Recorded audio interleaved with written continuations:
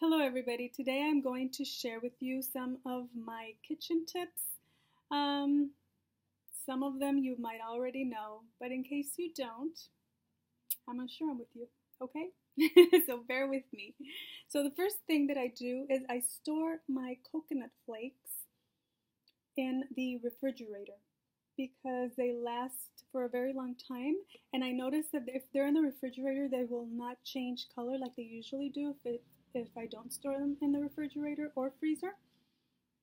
However, I have frozen them in the past, but I noticed that they do start to get that freezer taste after a while, so I decided to just put it in the refrigerator instead, and that has worked out great for me.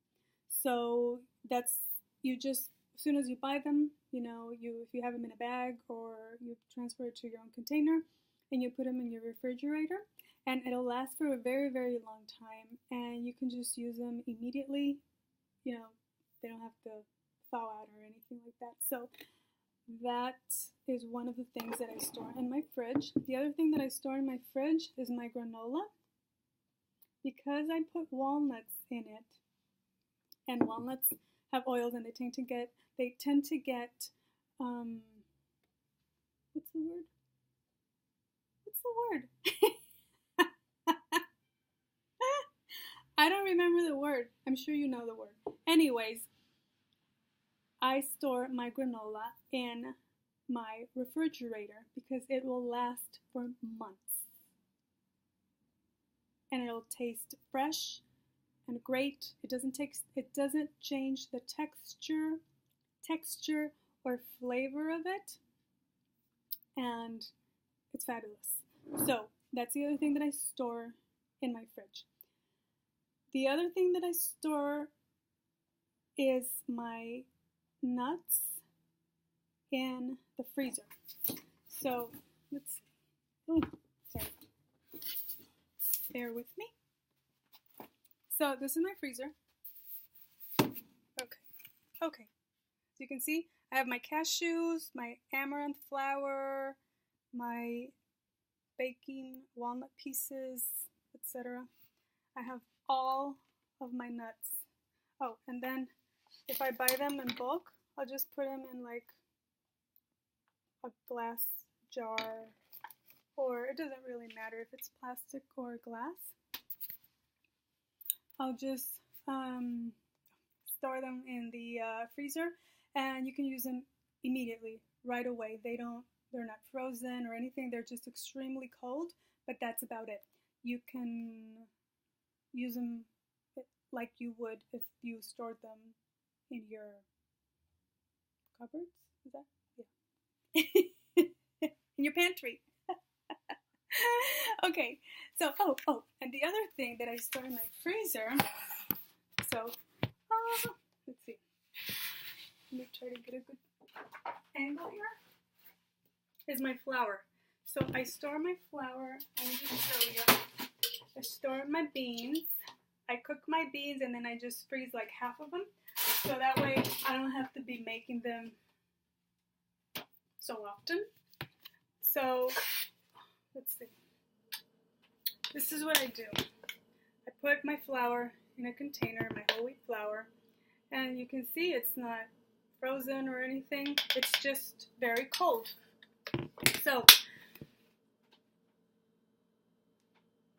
you do need to maybe let it come to room temperature if you're going to be using it for your baking, because I noticed that if you have any type of oils, if you don't cook with oils, maybe that's not going to be a problem, but if you cook with any type of oils or butters, it does tend to solidify the oil or the butter because the flour is very, very cold.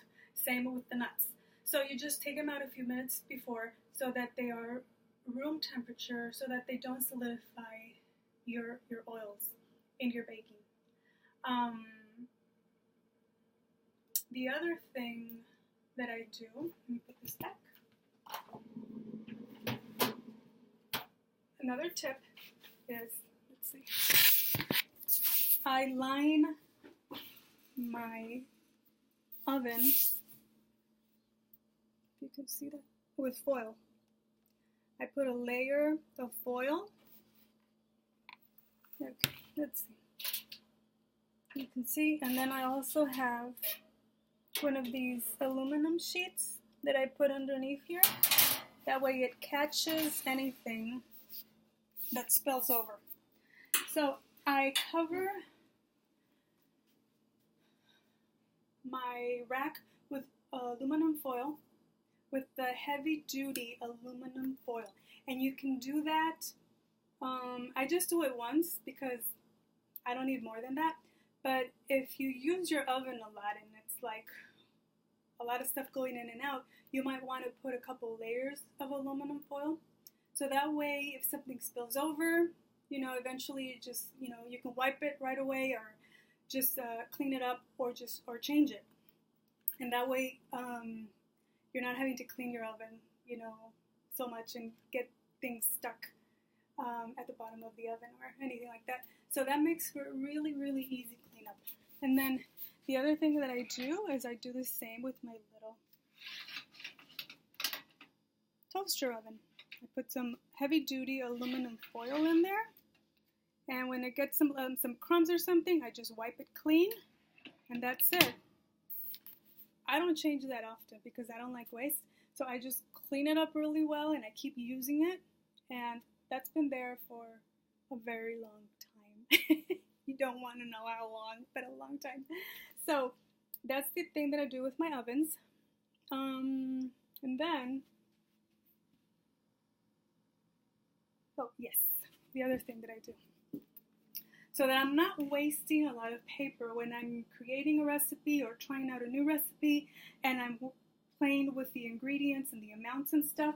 I have like my little board right here where I write everything down, and that way I can erase, change, add, whatever. And once I'm happy with that recipe, then I'll transfer it over to paper. That way you're not wasting unnecessary paper. So that's another little tip that I hope helps you. And then my last tip is that what I do, this good light. Ugh. Sorry about the light. So I think that's good. Okay, so when you have rice that seems to be going a little rancid on you, in case you didn't know, you can resuscitate your rice. Isn't that amazing? Yes, it is. So that happened to me once when my rice was starting to go bad and I was freaking out because I was like, oh my God, I'm going to have to throw out my rice because it's going to taste horrible. Relax. You don't have to throw it out. Yay. So you put 1 to 2 cups of your rice in a bowl.